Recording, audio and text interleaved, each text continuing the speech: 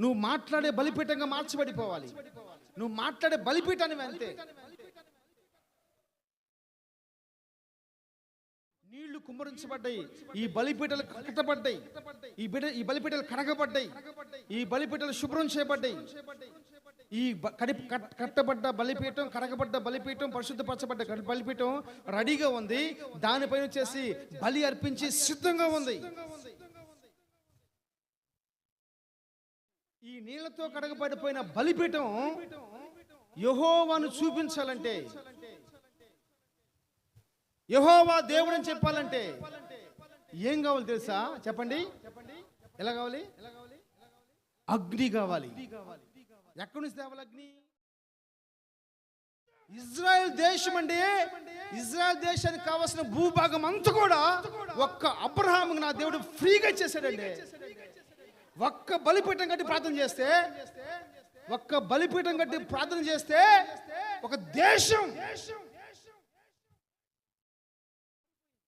నువ్వు మోకరించగానే, ప్రభు స్తుతిస్తుండగానే, ఒక అగ్ని అభిషేకం నీ పైకి వచ్చేసేసి మోకాళ్ళ మీద ఉండగానే ప్రభు స్తుతిస్తూ, ప్రభుని కనపరుస్తూ, ప్రభుని మహిమపరుస్తూ నువ్వు ప్రభుని ఆరాధించాలి కదా.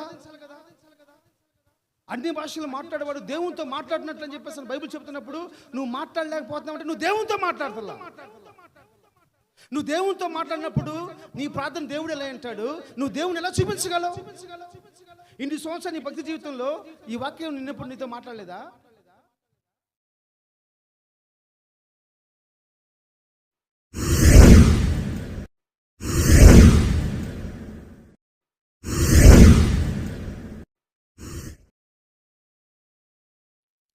మన ప్రభువును రక్షకుడైన యేసుక్రీస్తు వారి శ్రేష్టమైన నామములో ఈ ప్రార్థన కూడి వచ్చి మీ అందరికీ నా హృదయపూర్వకమైన తెలియజేస్తున్నాను. దేవుడు మీ అందరినీ ఆశీర్వదించును గాక. పరలోక రాజ్యం కోసం మిమ్మల్ని అందరినీ సిద్ధపరచును గాక. మెచ్చుకునే వాక్యానికి అలవాటు పడకుండా నొచ్చుకొని సరిచేయబడి కట్టబడే వాక్యానికి నా దేవుడు మిమ్మల్ని అప్పగించును గాక. అందరూ గబగబా బైబిల్ తెరిచి ప్రకటన గ్రంథము 16వ అధ్యాయము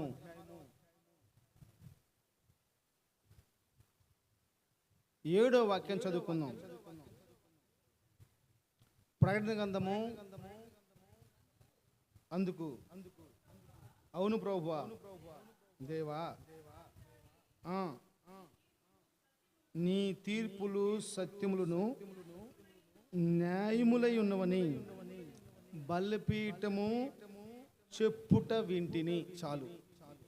మహాపరిశుద్ధుడైన తండ్రి, ప్రేమ నమ్మకం కలిగిన మా దేవ, చక్కని హెచ్చరికల ద్వారా, పాటల ద్వారా, ప్రార్థన ద్వారా, ఆరాధన ద్వారా నీ నామాన్ని మహిమపరచు. నీ వాక్యాన్ని మేము ధ్యానం చేసుకోవచ్చుండగా నీ కృప కలిగిన మాటలు మా నోటికి అందించి మమ్మల్ని అందరినీ మీ రాజ్యం కోసం తయారు చేసి కట్టమని, వాక్యమునకు వ్యతిరేకంగా పనిచేస్తున్న ప్రతి దురాత్మందక శక్తులను బంధించమని యేసు నామములో ప్రార్థన చేస్తున్నాను నా తండ్రి. ఆమేన్.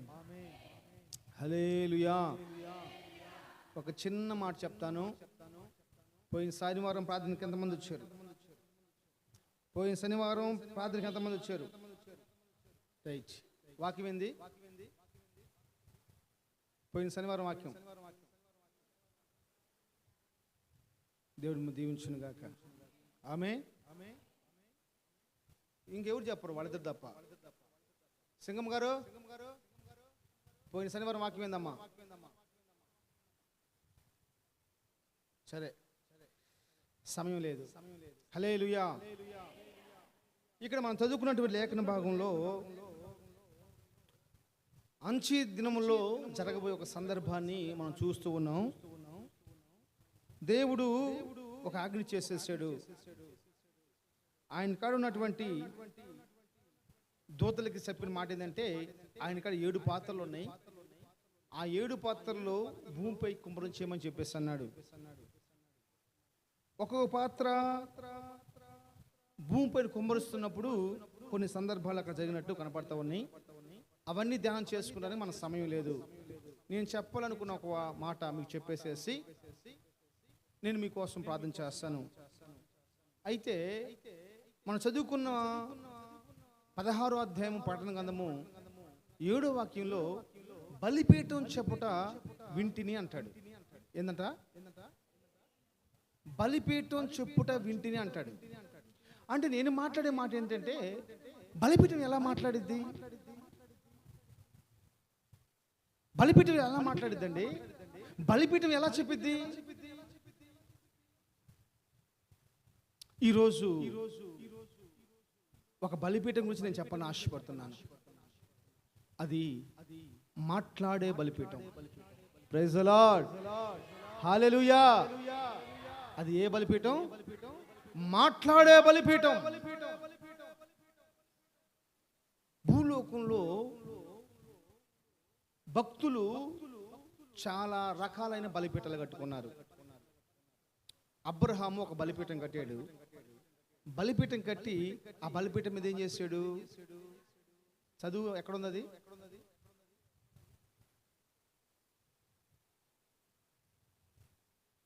12వ అధ్యాయం మీద వచ్చింది.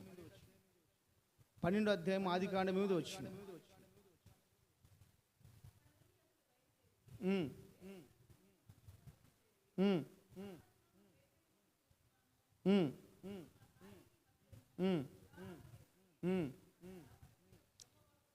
అక్కడ యెహోవాకు బలిపీఠం కట్టి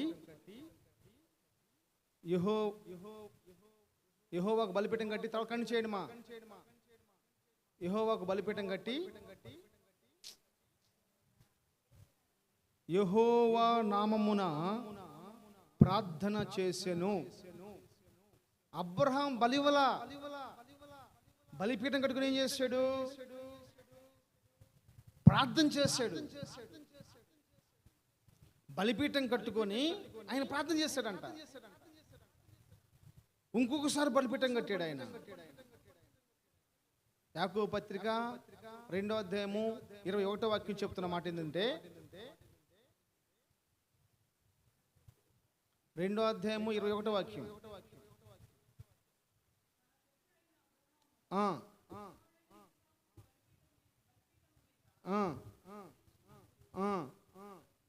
బలిపీఠం మీద ఏం చేశాడంట? ఇస్సాకును బలిగా అర్పించాడంట. నాకు చూడండి, అందరూ చాలా విలువైన మాట చెప్తాను. నేను చెప్పే వాక్యం యొక్క పాఠం ఏంటి? మాట్లాడే బలిపీఠం. చెప్పండి. మాట్లాడే బలిపీఠం. మాట్లాడే బలిపీఠం అంటే ఎవరు? మాట్లాడే బలిపీఠం అంటే ఏంటి? మాట్లాడే బలిపీఠం అంటే అసలు ఎలా ఉంటుంది?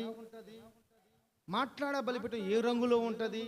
అసలు మాట్లాడే బలిపీఠం ఎలా తయారు చేస్తారు? అసలు బలిపీఠం మాట్లాడటం ఏంటి అంటే, మాట్లాడే బలిపీఠం అంటే అది నువ్వే. Praise the lord. అది ఏ రంగులో ఉంటుందంటే, తెల్ల రంగులో, నల్ల రంగులో, ఆయా ప్రాంతాలను బట్టి, ఆయా దేశాలను బట్టి మనుషుల రంగులు మారిపోతూ ఉన్నట్లను బట్టి వాళ్ళు కలర్ మారుతూ ఉంటారు. కానీ బలిపీఠం మాత్రం ఒకటే. నువ్వు మాట్లాడే బలిపీఠంగా మార్చబడిపోవాలి. నువ్వు మాట్లాడే బలిపీఠాన్ని అంతే. ఆ బలిపీఠం మీద అబ్రహాం బలర్పించాడు, ప్రార్థన చేశాడు. తర్వాత కుమారుణ్ణి బలిగా ఇచ్చాడు. తర్వాత దినాల్లో బలి పశువుల్ని బలి అర్పించడానికి ఆ బలిపీఠాలు వాడేవారు. అయితే తర్వాత కాలం చూస్తే విరిగి నలిగిన హృదయాన్ని దేవుడు కోరుకుంటున్నాడు. కాబట్టి మనమే బలిపీఠాల మీద అర్పించబడాలని, తర్వాత కాలం చూసినట్లయితే మనమే బలిపీఠాలుగా మార్చబడాలని బైబిల్ మనకి తేట తెల్లగా బోధిస్తూ ఉంది. హల్లెలూయా. నేను చెప్తున్న విలువైన మాట ఏంటంటే, నువ్వు మాట్లాడే బలిపీఠంగా మార్చబడాలి.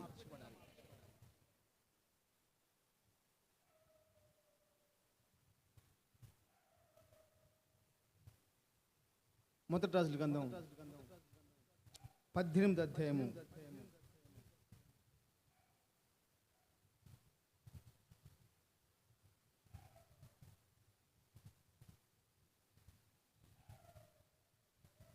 35వ వాక్యం నుంచి 38వ వాక్యం వరకు చదవండి. లేకపోతే నేను చదువుతున్నానండి. మొదటి రాజుల గ్రంథం 18వ అధ్యాయము 35వ వాక్యం నుంచి 38వ వాక్యం వరకు నేను చదువుతాను, జాగ్రత్తగా వినండి. ఆ నీళ్లు ఆ బలిపీఠం చుట్టూ పారి పొర్లెను, మరియు అతడు కందకమును నీళ్లతో నింపెను. అస్తమయమును నైవేద్యము అర్పించు సమయమున ప్రవక్తయగు ఏలియా దగ్గరకు వచ్చి ఈలాగు ప్రార్థన చేసెను. యెహోవా, అబ్రహాము, ఇస్సాకు, ఇజ్రాయేలు దేవా, ఇజ్రాయేలు మధ్య నీవు దేవుడివై ఉన్నావనియు, నేను నీ సేవకుడినై ఉన్నాననియు, ఈ కార్యములన్నీ నీ సెలవు చేత చేసితిననియు ఈ దినమున కనుబరుచుము. యెహోవా, నా ప్రార్థన ఆలకించుము. యెహోవైన నీవే దేవుడివై ఉన్నావనియు, నీవు వారి హృదయములను నీ తట్టునకు తిరగవేయుదువనియు ఈ జనులు తెలుసుకున్నట్లుగా నా ప్రార్థన అంగీకరించుము. అతడు ఈలాగు ప్రార్థన చేయుచుండగా యెహోవా అగ్ని దిగి దహన బలి పశువును, కట్టెలను, రాళ్లను, బుగ్గిని దహించి కందకమందున్న నీళ్లను ఆరిపోజేసెను. హల్లెలూయా. వాక్యం యొక్క పాఠం ఏంటి? మాట్లాడే బలిపీఠం. ఎవరు మాట్లాడే బలిపీఠం? మనమే. జాగ్రత్తగానండి.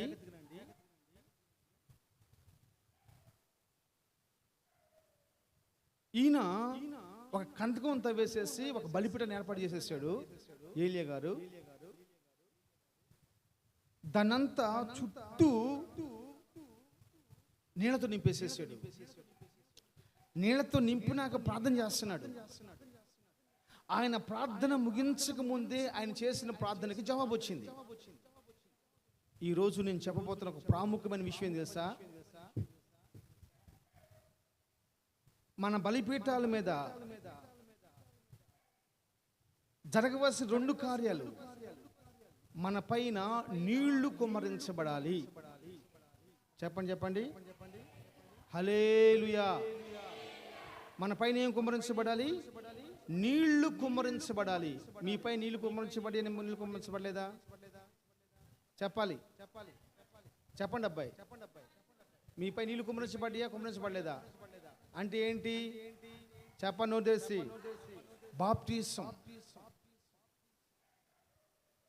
బాప్తిస్వం పొందుకొని నీళ్లు కుమ్మరించబడ్డాయి. ఈ బలిపీఠలు కట్టబడ్డాయి. ఈ బలిపీఠలు కడగబడ్డాయి. ఈ బలిపీఠలు శుభ్రం చేయబడ్డాయి. ఈ కట్టబడ్డ బలిపీఠం, కడగబడ్డ బలిపీఠం, పరిశుద్ధపరచబడ్డ బలిపీఠం రెడీగా ఉంది. దానిపైన వచ్చేసి బలి అర్పించి సిద్ధంగా ఉంది. ఇప్పుడు మాట్లాడే బలిపీఠంగా ఉన్న నువ్వు ప్రార్థన చేయడం స్టార్ట్ చేయాలి. ప్రార్థన చేస్తున్నావు కానీ ఆ ప్రార్థన అంగీకారంగా మార్చబడతలేదు.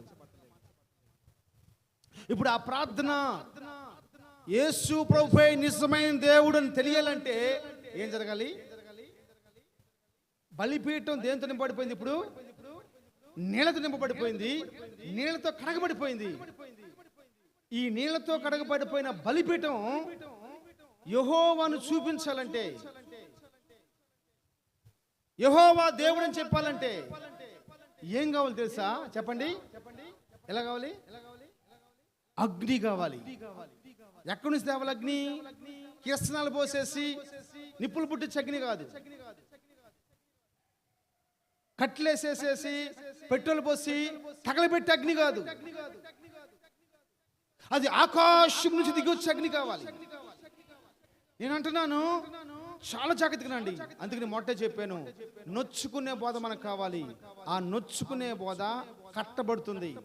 బైబిల్ చెప్పింది, పేతురు వాక్యం బోధిస్తుండగా వాళ్ళ హృదయాల్లో నొచ్చుకుందంట. ఫుట్ నోట్లో రాస్తుంటది, వాళ్ళ హృదయాలు పొడవబడినవై, 3000 మంది హృదయాలు పొడవబడినవై, నేను రక్షించబడ్డ మేమేం చేయాలయ్యా అని అడిగారు. మెచ్చుకునే బోధలకు అలవాటు పడిపోయేసి ఎలాంటి మార్పు లేకుండా మనం భూలోకంలో సంచరిస్తూనే ఉన్నాం. తింటున్నాం, తాగుతున్నాం, పని చేసుకుంటున్నాం, నిద్రపోతున్నాం, చర్చికి వెళ్తున్నాం. చేయవలసిన ప్రతి ఒక్కరు కూడా క్రమక్రమంగా చేసుకుని పోతున్నాం. ఈరోజు నీ జీవితంలో కావాల్సింది ఏం తెలుసా? నువ్వు నీళ్లతో నింపబడిపోయావు, నీళ్లతో కడగబడిపోయావు, నీళ్లతో అభిషేకించబడ్డావు. ఇప్పుడు నీ పైకి ఏం రావాలి తెలుసా? అగ్ని రావాలి. అగ్ని అభిషేకం రావాలి. అప్పుడే నీ ద్వారా ప్రపంచానికి యేసు ప్రభు దేవుడు అని చెప్పగలం. ఆ అగ్ని నిన్ను కాల్చివేయాలి, ఆ అగ్ని నన్ను కాల్చివేయాలి, నా పాపిష్ట బతుకుని కాల్చివేయాలి, కామ కోద రోత బతుకుని కాల్చివేయాలి. ఈ అగ్ని రాకుండా, అది కాలకుండా యెహోవాకు మహిమ రాదు, యెహోవాకు ఘనత రాదు. నీవే దేవుడివై తెలుసుకున్నట్లు నా ప్రార్థన ఆలకించయ్యా. ఈ మాట్లాడే బలిపీఠం ఏం చేయాలి తెలుసా? దేవుడు చూపించగలగాలి, నువ్వు దేవుడు చూపించగలగాలి. ఎంతకాలం బతుకుతామండి? ఇద్దరు పిల్లలు నుంచొని సరదాగా మాట్లాడుకుంటూ ఉన్నారు. ఇద్దరు కుర్ర పిల్లలు, ఆడపిల్లలు సరదాగా మాట్లాడుతూ ఉంచున్నారు. ఐస్ క్రీమ్ తింటా. ఏం జరిగింది చెప్పండి? పక్కన పళ్ళ షాప్ ఉంది, వీళ్ళు ఐస్ క్రీమ్ తింటా ఉన్నారు. ఆ పళ్ళ షాప్ మీదకి ఒక ఎద్దు వచ్చి, బర్రె వచ్చి ఏదో తినబోతనే లేకే ఆయన తోలేడు. ఆయన తోలితే అది పక్క పోతనే లేకే పక్కన ఉన్న కుళ్ళిపోయిన అట్టికలు మొత్తం పక్కన వేసాడు. ఆల్రెడీ అక్కడ ఒక ఎద్దు తింటా ఉంది. ఈ ఎద్దు ఆ పక్క పోతనే లేకే ఆ ఎద్దు ఏం చేసిందంటే ఈ అట్టికలు తినడం కోసం ఆ ఎద్దు ఇక్కడ కొత్త చెప్పేసి అని దీన్ని పోవడానికి స్పీడ్గా రాబోయి అది మిస్ అయిపోయేలేకే అది పోయేసేసి ఆ పిల్లల్ని పొడిచేసింది. ఎప్పుడైనా చచ్చిపోవచ్చు, ఎలాగైనా చచ్చిపోవచ్చు. కారణం లేని సావులు వస్తా ఉన్నాయి. ఎందుకు చనిపోతున్నావు తెలియదు. ఇప్పుడు పాల్లో నేనేం జరిగింది? ఏం జరిగిందమ్మా? ఎంత అమ్మాయి వయసు? 21 సంవత్సరాల వయసు. కళ్ళలో కూడా ఊహించుకుందా? కళ్ళలో కూడా ఊహించుకుంటే ఆ అమ్మాయి టాయిలెట్కి పోయేది కాదు, బాత్రూమ్ పోయిందంట. ఆ అమ్మాయి పాడు చేశారు, చంపేశారు, ఏం చేశారు తెలియదు. ఊహించుకుందా? నేను చెప్తున్న మాట ఏం తెలుసా? నువ్వు చనిపోయే లోపు మాట్లాడ బలిపీఠంగా నువ్వు మార్చబడాలి. అంటే నీళ్లతో కడగబడ్డావు, పరిశుద్ధపరచబడ్డావు, శుద్ధ చేయబడ్డావు. ఇప్పుడు నీ పైకి అగ్ని వస్తే మాత్రమే యేసు ప్రభు దేవుడని నీ ద్వారా అనేక మంది చూడగలరు, నా ద్వారా అనేక మంది చూడగలరు. హల్లెలూయా, హల్లెలూయా, హల్లెలూయా.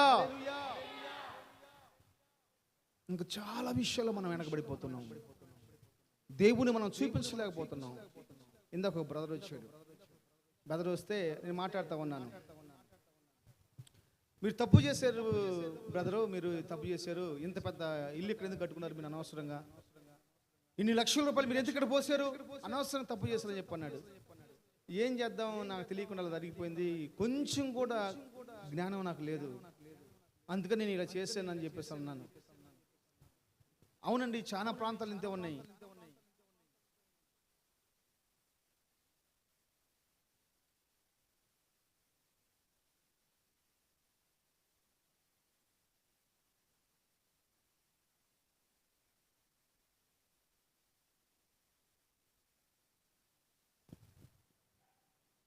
అక్కడేమో ఇల్లు ఉంటారు, సెంటు 2 లక్షల రూపాయలు అంట. ఇప్పుడు అదే కొంచెం ముందుకెళ్ళిపోయినా అక్కడ వాళ్ళు ఉంటారంట, సెంటు 15 లక్షలు అంట. పక్కన ఇంకొకళ్ళు ఉన్నారంట, అక్కడికి పోతే సెంటు 10 లక్షలు అంట. ఇంకొక 100 సంవత్సరాలైనా కానీ ఇక్కడ రేట్లు రావు. ఎందుకు? మనం మారం, మన బ్రతుకులు మారం. మనం మారం, మన బతుకులు మారం, అంతే. యేసు ప్రభు నమ్మిన దేశాలు దీవెనకరంగా మార్చబడిపోయాయండి. హల్లెలూయా. ఒక మాట చెప్తానండి. దేవుడు చెప్పాడు, 12వ అధ్యాయము మొదటి వచ్చింది చదవండి. ఆదికాండం 12వ అధ్యాయము 1-2 వచ్చిన చదవండి. త్వరగా. యెహోవా, నీవు లేచి నీ దేశం నుండి, నీ బంధువుల నుండి, నీ తండ్రి యొద్ద నుండి బయలుదేరి నేను నీకు చూపించు దేశంలోకి వెళ్ళుము. నేను గొప్పగా జనం చేసి ఆశీర్వదించి నీ నామం గొప్ప చేయుదును. నీ ఆశీర్వాదం పొందువు. నిన్ను ఆశీర్వదించు వారిని నేను ఆశీర్వదించేదను, నిన్ను దూషించువారిని శపించెదను, భూమి యొక్క సమస్త వంశముల యందు ఆశీర్వదించబడినని అబ్రహాముతో అనగా యెహోవా అతనితో చెప్పిన ప్రకారం అబ్రహాము వెళ్ళెను. హల్లెలూయా. ఇప్పుడు నాకు చూడండి, ఇప్పుడు అబ్రహాము ఎక్కడికి వచ్చాడు? ఏ ఊరు అది? ఏ ఊరమ్మా? ఏ ఊరు? కానాను దేశం. చెప్పండి. చెప్పటం కాదు, అది కానాను దేశం. అది ఏ దేశం వచ్చాడు? ఏ దేశాన్ని చూపించాడు? చెప్పండి. కానాను దేశాన్ని చూపించాడు. కానాను దేశానికి వచ్చాడు. వచ్చినాక ఆ కానాను దేశాన్ని ఎంత డబ్బు పెట్టుకున్నాడు? చెప్పమా. ఎందుకని? దేవుడు చేసాడు అంతే. ఇది నీదే అన్నాడు అంతే. ఒక దేశం, ఇజ్రాయెల్ దేశం అండి. ఇజ్రాయెల్ దేశానికి కావాల్సిన భూభాగం అంతా కూడా ఒక్క అబ్రహాముకి నా దేవుడు ఫ్రీగా ఇచ్చేసాడండి. ఒక్క బలిపీఠం కట్టి ప్రార్థన చేస్తే ఒక దేశం దేవుడు ఫ్రీగా ఇచ్చేసాడు.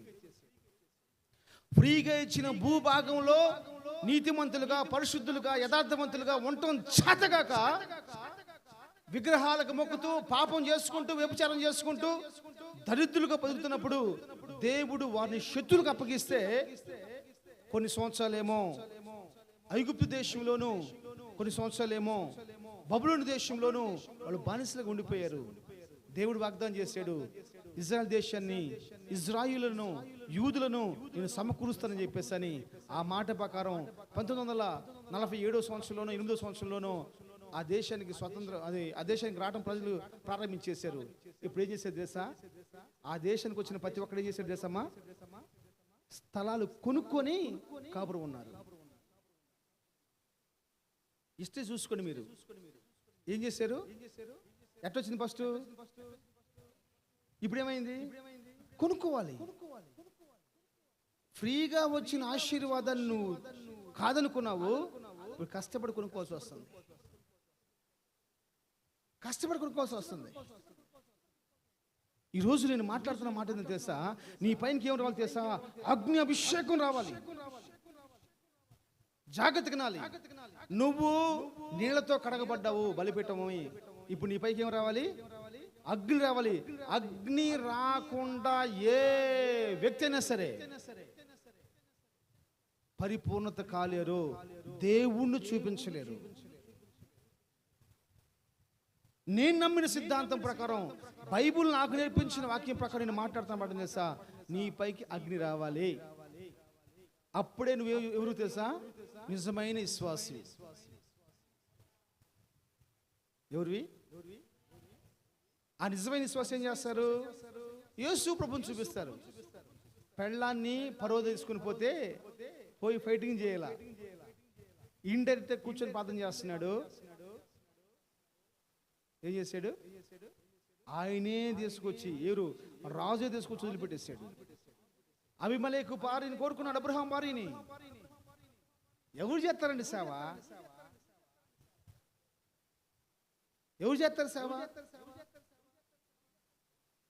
ఒక సావుకుడు భార్యని ఎంత కనపరచాలి ఈరోజు? సావుకుడు పిల్లల్ని ఎంత కనపరచాలి ఈరోజు? తన భార్యని యేసుప్రభు పిలిచాడు, సావుకొచ్చేసాడు. తన భార్యని ఏమన్నారు? ఇప్పుడు రాజులు కోరుకుంటున్నారు. ఏం మాట్లాడలా? ఇల్లు ఉంది, పొలం ఉంది, ఆస్తి ఉంది, అంత వస్తుంది, అన్ని బాగున్నాయి నాకు. నేను దేవుడు పిలిచాను రావటాన్ని బట్టి కదా. నా భార్యని వాడు కోరుకుంటున్నాడు, నా భార్యని లాక్కొని పోతున్నాడు. అబద్ధం ఆడాల్సి వచ్చింది. అబద్ధం కాదు, నిజంతో కూడిన మాట అది. నువ్వు నా చెల్లెలు అని చెప్పు అంటున్నాడు. 2 సార్లు వాడాడండి ఆ పదం.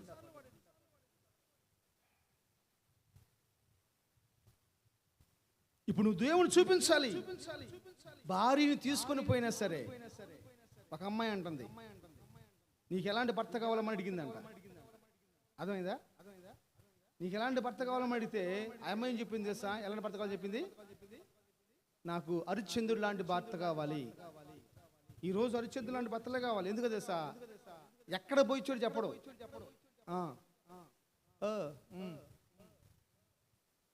ఎక్కడ పోయా అంటే అక్కడ హరిశ్చంద్రుడు ఏం చేస్తాడు చెప్పాలి.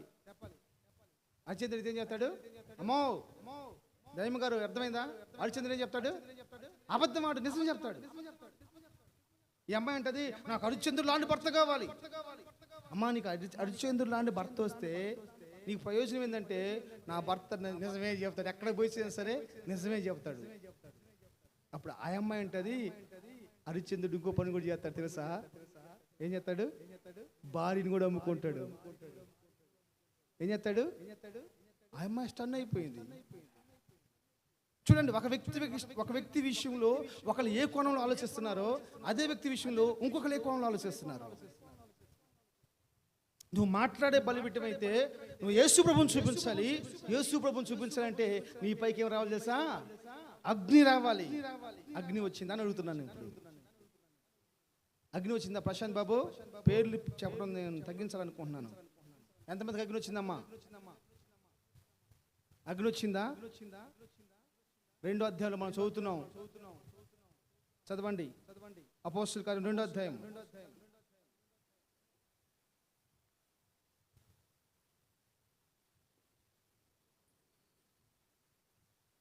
2వ వచనం.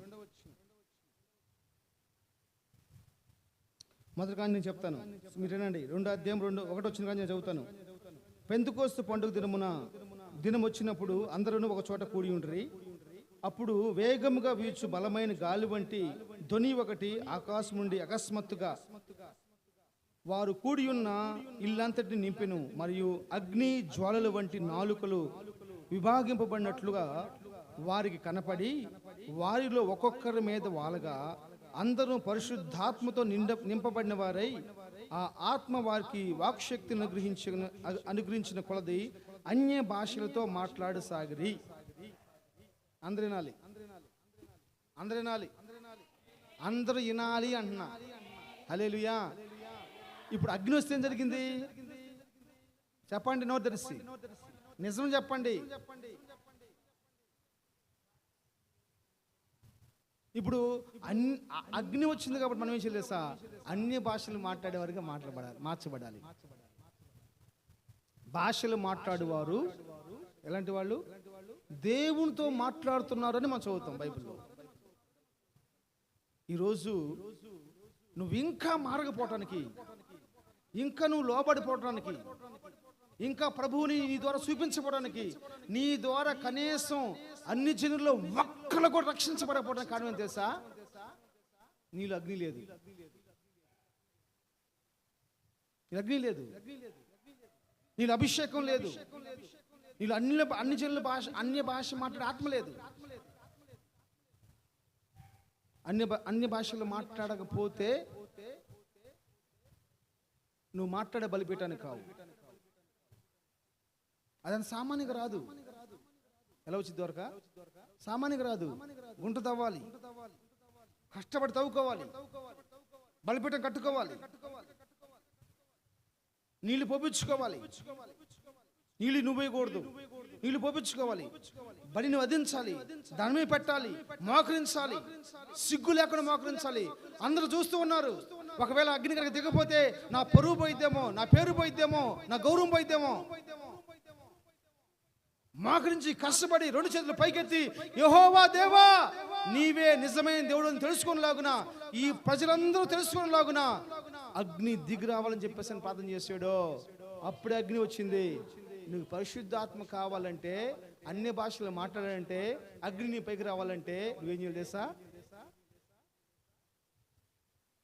అన్య భాషలు మాట్లాడే వారిగా మార్చబడాలి. అది ఎమీమా కావచ్చు, సుమిమా కావచ్చు, జాకోబ్ కావచ్చు, బీగాబ్ కావచ్చు, ఎవడైనా కావచ్చు.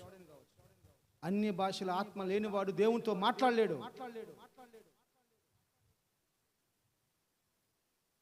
ఎవరు మాట్లాడతారు ఇక్కడ అన్ని భాషలు? అన్ని భాషలు మాట్లాడితే ఇంకో చెప్తున్నాను, మిమ్మల్ని అడగను నేను. ఈ రోజు నుంచి మీరు దీనికోసం పోరాడాలి. అన్ని భాషలు మాట్లాడే ఆత్మ కావాలి ప్రభాని పోరాడాలి. ఊత పదాలు మాట్లాడతాం కాదు, అన్ని భాషలు మాట్లాడే ఆత్మ కావాలి ప్రభా, దేవుని ఆత్మ కావాలి ప్రభాని మాట్లాడుకోవాలి. ఇప్పుడు అన్ని భాషలు మాట్లాడేవాడు ఎవరితో మాట్లాడుతున్నాడు? దేవునితో మాట్లాడుతున్నాడు. అంటే ఒక రోజుకి మా ద్వారా ఎన్ని రోజులు ప్రార్థన, ఒక రోజు ఎన్నిసార్లు ప్రార్థన చేసుకుంటున్నావు? దేవుని దీవించును గాక. 3 సార్లు నువ్వు దేవునితో మాట్లాడుతున్నప్పుడు ఎంతసేపు అన్ని భాషలు మాట్లాడుతూ ప్రభువులో సంతోషిస్తున్నావు? నువ్వు తెలవాలి. ఒక రోజులో ఎన్నిసార్లు మాట్లాడుతున్నావు చెప్పాలి. దయతో క్షమించండి, నేను రికార్డ్ అవుతూ ఉంది, నేను పేరు చెప్పి అడుగుతున్నాను, తప్పు అనుకోవద్దు. ఎందుకని అంటే ఆ మంట లేదు, ఆరిపోయింది. నువ్వు మోకరించగానే ప్రభు స్తుతిస్తుండగానే ఒక అగ్ని అభిషేకం పైకి వచ్చేసేసి మోకాళ్ళ మీద ఉండగానే ప్రభు స్తుతిస్తూ, ప్రభుని కనపరుస్తూ, ప్రభుని మహిమపరుస్తూ నువ్వు ప్రభుని ఆరాధించాలి కదా. అన్ని భాషలు మాట్లాడేవాడు దేవునితో మాట్లాడినట్లు అని చెప్పేసి బైబిల్ చెప్తున్నప్పుడు నువ్వు మాట్లాడలేకపోతున్నావు అంటే నువ్వు దేవునితో మాట్లాడుతున్నా. నువ్వు దేవునితో మాట్లాడినప్పుడు నీ ప్రార్థన దేవుడు ఎలా అంటాడు, నువ్వు దేవుని ఎలా చూపించగలవు? ఇన్ని సంవత్సరాలు నీ భక్తి జీవితంలో ఈ వాక్యం నిన్నప్పుడు నీతో మాట్లాడలేదా? నువ్వు మోకరించిన ప్రతిసారి ఎందుకని భాషలతో మాట్లాడలేకపోతున్నావు? ఎందుకని ప్రార్థన చేయలేకపోతున్నావు? అసలు దాని గురించి ఎందుకు నీకు వైరాగ్యం? ఎందుకు మాట్లాడలేదమ్మా? ఈరోజు నేను చాలా వేదంతో నేను మాట్లాడుతున్నాను. నేను భక్తి పౌరుని చెప్పుకుంటే కుదరదు, నేను ప్రార్థన పౌరుని చెప్పుకుంటే కుదరదు. కొంతమందికి అన్ని భాషలు మాట్లాడే సిగ్గు. అన్ని భాషలు మాట్లాడగలిగిన వరం కలిగిన వాళ్ళు అది వరం. అన్ని భాషలు మాట్లాడేదని ఒక వరం. చాలా మంది చూస్తూ ఉంటారు, ఓత పదాలు మాట్లాడుతూ ఉంటారు. చాలా మంది నేను చూస్తూ ఉంటాను. నాకు తెలుసు ఇది అన్ని భాషల ఆత్మ, దైవ ఆత్మ, లేకపోతే వాళ్ళు ప్రేరేపించుకునే ఆత్మ తెలుసు. అన్ని భాషలు మాట్లాడే వాళ్ళు పరలోక దర్శనాలు చూస్తారు. పరలోక దర్శనంతో ప్రభువుని మహిమపరుస్తూ మాట్లాడతారు. హల్లెలూయా. అన్ని భాషలు మాట్లాడుతూ దేవుడు ఏం చెప్తాడు. అన్ని భాష మాట్లాడుతుంది ఏంటంటే ఎందువరగా అన్ని భాష మాట్లాడుతుంటే ఏమేమో జాగ్రత్తగా వినాలి. నువ్వు దేవుడు నీకు ఏమి చెప్పబోతున్నాడో, సంఘానికి ఏం చెప్పబోతున్నాడో చెప్పటం. అన్ని భాషలు మాట్లాడతాం అంటే ఏదో నోటుకు వచ్చినట్టు మాట్లాడతాం కాదు. అన్ని భాషలు అంటే తెలుసా, నీ బతుకులు ఏం చేయబోతున్నాడో, సంఘంలో ఏం చేయబోతున్నాడో ప్రవచించే ఆత్మ అలాగ వస్తుంది అంతే. అన్ని భాషలు దేవుడితో నువ్వు మాట్లాడుతున్నప్పుడు దేవుడు చెప్తాడు నీతోటి, అమ్మ నువ్వు ఇది చేయాలరా, అమ్మ నువ్వు ఇలా ఉండాలరా. దానికోసం మంట, పోరాటం, ఆరాటం ఏమీ లేదు. అగ్ని పైకి రాకుండా నువ్వు ఎలా దేవునితో మాట్లాడగలుగుతావమ్మా? దేవుని ఎలా చూపించగలుగుతావమ్మా? కొన్ని సంఘాల్లో అయితే అసలు అంత చచ్చిపోయినట్టే ఉంటుంది సంఘం, మందిరం అంతే. మందలు వస్తారు. ఏ పక్కన వాడే కూర్చుంటాడు, ఎటు కాళ్ళు జాపుకుంటాడు. ఒక భయం ఉండదు, భక్తి ఉండదు, ఆత్మ నడిపింపు ఉండదు. ఈయన పాటికి ఈయన మాట్లాడకుండా కూర్చుంటారు, వాళ్ళు పాటుకొని నిద్రపోతూ ఉంటారు అంతే. కారణం ఏంటో తెలుసా, అక్కడ మంట లేదు. మంట పక్కన కూర్చున్నవాడు ఎవడు నిద్రపోతాడా? చలి మంట కాడ కూర్చున్నవాడు, స్టవ్ కాడ కూర్చున్నవాడు నిద్రపోయేవారు ఉన్నారా? నేను అప్పుడప్పుడు రోడ్డు మీదకి వెళ్తా ఉంటాను, శర్మ హోటల్ గారి దగ్గరికి వెళ్తాను. ఆడ దోశ వేస్తూ ఉంటుంది ఒక ఆమె. నేను ఒక్కసారి నిద్రపోయిద్దా చూద్దాం ఉంటాను. మందిలో వచ్చి నిద్రపోతున్నాను కదా, అక్కడ నిద్రపోయిద్దామని చూస్తూ ఉంటాను. కళ్ళు ఇంత పెద్ద చేసి చూసినా కానీ నిద్రపోతా ఒక్క రోజు కూడా. కారణం మంట పక్కన ఉందండి.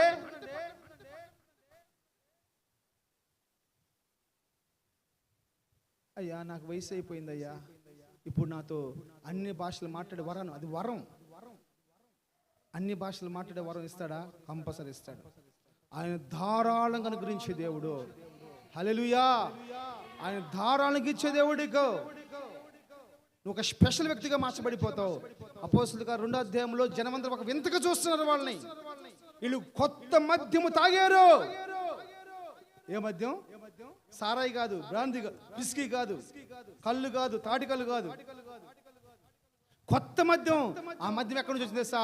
పరలోకం నుంచి దిగొచ్చింది, అగ్ని రూపంలో దిగొచ్చింది.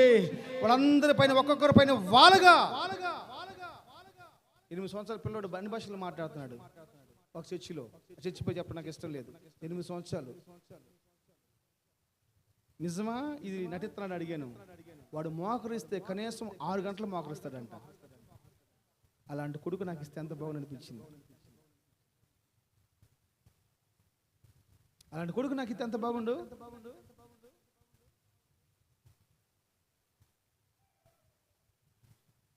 ప్రార్థనకి ఆటంకాలు కలుగు చేసేవాళ్ళు కానీ మన బిడ్డలో 6 గంటల మోకరించడం అనేది మన లైఫ్లో లేదు. నేను మహా అంటే ఒక గంట పావు మోకరించిన హైయెస్ట్ టైం, నేను మోకరించిన టైము. దాన్ని యేసు నామములో మార్చుటకు ప్రభు సహాయం చేయను గాక. ఆమేన్. దేవుడు నిశ్చయంగా మాట్లాడ బలిపీఠాలుగా మనం ఉంటుండగా మన జీవితాలు దేవుడు ఏం చేయాలి? మనం నింపబడ్డాం దేనితోటి? నీళ్లతోటి. అక్కడే ఆగిపోయాం, ఏం లేదు, సప్పకుందంతే. ఇప్పుడు ఏం కావాలి? అగ్ని కావాలి. అగ్ని వచ్చిన వెంటనే 450 బయలు ప్రవక్తలు ఏం చేశాడు? ఏలియా నరికి పడేసాడు అంతే. ఎందుకని? బైబిల్ తప్ప, వాక్యం తప్ప, ఇది సత్యం కాదా అయినప్పుడు ఎందుకని దీనికోసం నువ్వు మాట్లాడవు? దీనికోసం ఎందుకు పోరాటం చేయవు? దీనికోసం ఎందుకని మాట్లాడవు? దీనికోసం ఎందుకని పోరాటం చేయవు? దీనికోసం ఎందుకు మాట్లాడవు? దీనికోసం ఎందుకు పోరాటం చేయవు? నేను బల్లగుద్దు చెప్తున్నాను, ఇది తప్ప, ఇది కట్ట కాదా? నీ జీవితం ఎందుకు నెరవేర్చబట్టలేదు? నీ జీవితం ఎందుకు నెరవేర్చబట్టలేదు? దేవుడు నిన్ను దీవించును గాక అనగానే ఆమేన్ అసలు ఉండనే ఉండదు, అంతే. సక్సెస్సే ఉండదు నీకు, అంతే. ఏం చేసుకుంటామండి? 100 కోట్ల రూపాయలు ఆస్తుందమ్మా. నా దేశం ఒక ఆయన సురభి రెస్టారెంట్ ఓనర్ ఉన్నాడు వరంగల్లో. నా ఫ్రెండ్ శివ అని చెప్పేసి దానిలో మేనేజరు. అప్పుడప్పుడు పోతాను అక్కడికి, బిల్లు కట్టను ఫ్రీగా, ఎంత తినొచ్చు రావచ్చు ఫ్రీగా, అంతే. మేనేజర్ మావాడు కాబట్టి. ఒకరోజు మేద్దరు బయటికి వెళ్ళిపోతుంటేను వాడు గబగబా ఇట్లా మర్యాద గురించి ఉంటున్నాడు. ఆయన ఎట్టున్నాడు? మన చిరంజీవి లాగా, పురుషోత్తం చిరంజీవి లాగా వంగిపోయి నడుతున్నాడు, కవర్ పెట్టుకొని నడుతూ ఉన్నాడు. ఏం శివ అని చెప్పేసాను అన్నావు. ఆయన ఎవరు తెలుసా? మా బాస్ అన్నాను అన్నాడు. కనీసం 300 కోట్ల రూపాయలకి అధికారి. ఎప్పుడు? నాకు మహా అంటే 17-18 సంవత్సరాల వయసు ఉన్నప్పుడు సంగతి చెప్తున్నాను నేను. అంటే 23, 22, 23 సంవత్సరాల క్రితం మాట. 300 కోట్లకు అధిపతి. ఆయన తినే ఫుడ్ ఏం తెలుసా? పొద్దున్న రాగజావా, మధ్యాహ్నం చప్పుడు అన్నం, సాయంత్రం ఒక 2 ఇడ్లీ లేకపోతే చపాతి. అందుకని తినలేడు. ఎందుకు మా డబ్బు? దేవుని చూపించలేని డబ్బు, దేవునితో మాట్లాడలేని డబ్బు, దేవునితో గడపలేని పలుకుబడి, సమాధానం లేని పలుకుబడి. దేవుడు నమ్ముకున్నంత బైబిల్ చెప్పింది, ఓ ఇజ్రాయేలు నీ భాగ్యం ఎంత గొప్పది. హల్లెలూయా. ఈ మాటలు మాట్లాడుతున్నప్పుడు, ఈ వాక్యం నేను చదువుతున్నప్పుడు నా హృదయం మండబడుతుంది. నా హృదయం మండబడుతుంది చెప్తున్నాను. ఈ రోజు నుంచి నువ్వు దేవునితో మాట్లాడాలంటే నిశ్చయంగా అగ్ని దిగొస్తే మాత్రమే మాట్లాడగలవు. అలా కాకుండా నాతో మాట్లాడు ప్రభువా,